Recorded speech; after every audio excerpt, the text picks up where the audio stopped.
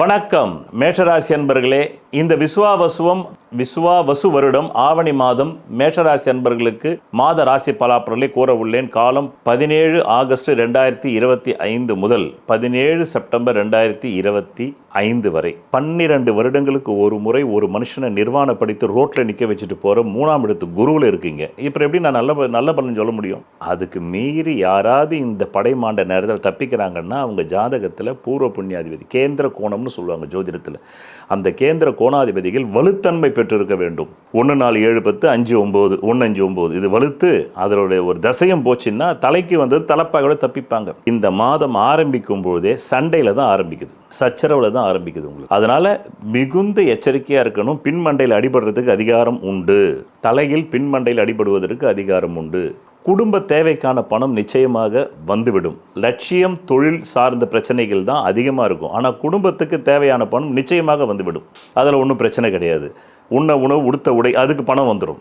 கடந்த நீங்கள் அந்த 12 ஜூலைக்கு முன்னாடி வரலும் பட்ட அவஸ்தைகள் இந்த 12 ஜூலைக்கு அப்புறமா இந்த ஆவணி மாதம் நிறைவடைய வரலும் உங்களுக்கு தொழிலில் ஏதோ ஒரு வருமானம் வந்துக்கிட்டே இருக்கும். இளைய சகோதரர்களுக்கு உங்களுக்கும் சண்டை வரும்.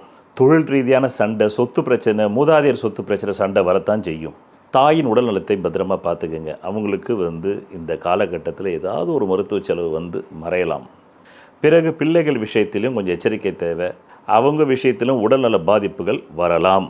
அதன் பிறகு உங்களுடைய நோய், வழக்கு, கடன் அந்த பிரச்சனையிலும் இந்த மாதம் உங்களுக்கு பிரச்சனை உண்டு. மனைவி விஷயம் ஆறுதலாக இருக்கும். அவங்க தான் உங்களுக்கு சப்போர்ட்டாக இருப்பாங்க இந்த மாதம். பிறகு ஆயில் பலவீனம் வரும், ஆயில் திரட்டும் வரும், வண்டி வாகன விபத்துக்கள் வரும். ஹெல்மெட் போட்டுக்கிட்டு வண்டி ஓட்டுங்க.